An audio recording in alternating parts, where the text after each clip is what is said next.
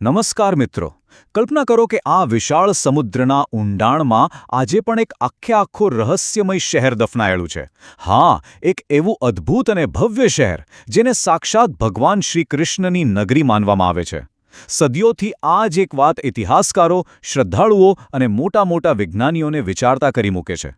તો આજના આપણા રસપ્રદ વિશ્લેષણમાં આપણે શ્રીકૃષ્ણની એ જ સુવર્ણ દ્વારકાના ડૂબેલા રહસ્યોની રોમાંચક સફર ખેડવાના છીએ. હવે સૌથી મોટો સવાલ એ થાય કે શું ખરેખર દ્વારકા સમુદ્રમાં ગરકાવ થઈ ગઈ હતી કે પછી આ બધી માત્ર સદીઓથી ચાલી આવતી કોઈ વાર્તા જ છે? આજે આપણે દ્વારકા વિશેના એવા ચોંકાવનારા સત્યો ખોલીશું જે સાંભળીને તમે પણ દંગ રહી જશો. તો ચાલો એક ડિટેક્ટિવની જેમ આ પ્રાચીન રહસ્યના તળિયા સુધી પહોંચીએ. તો ચાલો સૌથી પહેલા વાત કરીએ આ સુવર્ણ નગરીની શરૂઆત વિશે. જો ભારતના પશ્ચિમ કિનારે આવેલું આ શહેર કોઈ સામાન્ય જગ્યા નથી હો. હિન્દુ ધર્મમાં જે 4 સૌથી પવિત્ર ધામ ગણાય છે ને, તેમાંનું એક એટલે આ દ્વારકા. એટલે જ આ માત્ર એક જમીનનો ટુકડો નથી, પણ લાખો લોકોની અતૂટ આસ્થાનું કેન્દ્ર છે, એક અત્યંત પવિત્ર ભૂમિ. હવે આપણા પ્રાચીન પુરાણો શું કહે છે ખબર છે?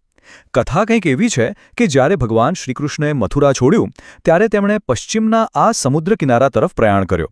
અને બસ ત્યાં જ તેમણે એક અત્યંત ભવ્ય અને વિશાળ નગરીનો પાયો નાખ્યો, જેને આજે આખી દુનિયા દ્વારકા તરીકે ઓળખે છે. એવું કહેવાય છે કે આ નગરી ખરેખર સોનાથી મઢેલી હતી, એટલે તેને સુવર્ણ નગરી કહેતા. અને જરા કલ્પના કરો, ત્યાં માત્ર સાદા મકાનો ન હતા, પણ આસમાનને આમતા વિશાળ મહેલો, સતત ધમધમતા મોટા બજારો અને દુનિયાભરના વેપારથી વ્યસ્ત એવા પ્રાચીન બંદરો હતા. એકદમ સમૃદ્ધ અને હર્યુભર્યું શહેર.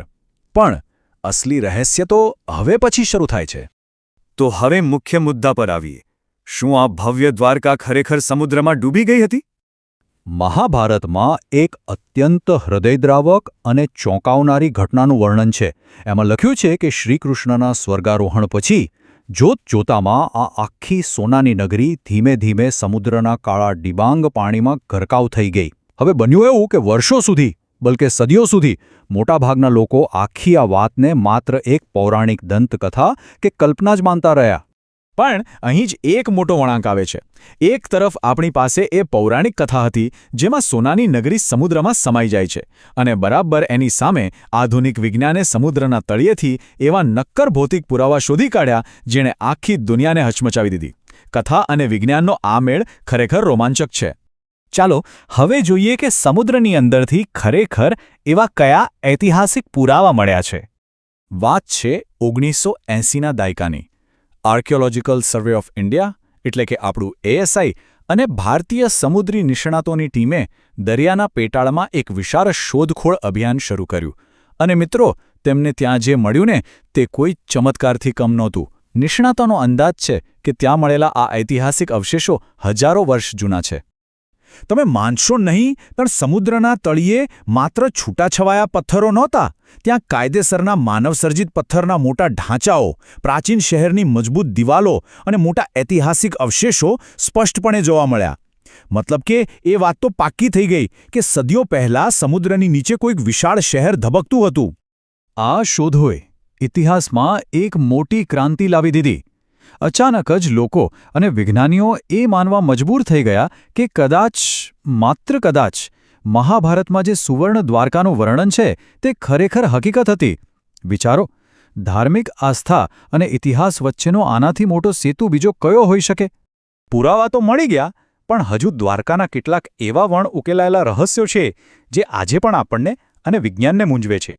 સૌથી પહેલો અને રસપ્રદ સવાલ એ થાય કે સમુદ્ર નીચે શહેર તો મળ્યું, બરાબર, પણ શું આ આખું શહેર ખરેખર ભગવાન શ્રી કૃષ્ણે જાતે જ બનાવ્યું હતું? આ એક એવો કોયડો છે જેનો સચોટ જવાબ ઇતિહાસકારો અને આર્કિયોલોજિસ્ટ આજે પણ શોધી રહ્યા છે.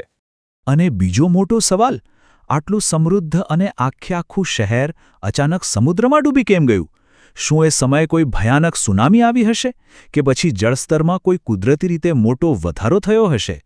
વૈજ્ઞાનિકો આજે પણ આ ભૌગોલિક અને ઐતિહાસિક રહસ્યનો તાગ મેળવવામાં લાગેલા છે.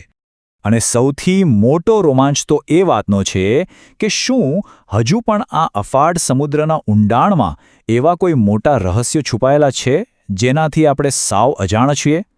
મરીન આર્કિયોલોજી એટલે કે સમુદ્રી પુરાતત્વ વિજ્ઞાન માટે આ દરિયાઈ વિસ્તાર હજુ પણ કોઈ અણમોલ ખજાનાથી કમ નથી. તો આજના સમયમાં આ પ્રાચીન ધરોહર ક્યાં ઊભી છે? ચાલો આજની દ્વારકાની વાત કરીએ. આજે તમે જુઓ તો દ્વારકાધીશનું ભવ્ય મંદિર લાખો કરોડો શ્રદ્ધાળુઓ માટે આસ્થાનું એક જીવંત પ્રતીક બનીને ઊભું છે.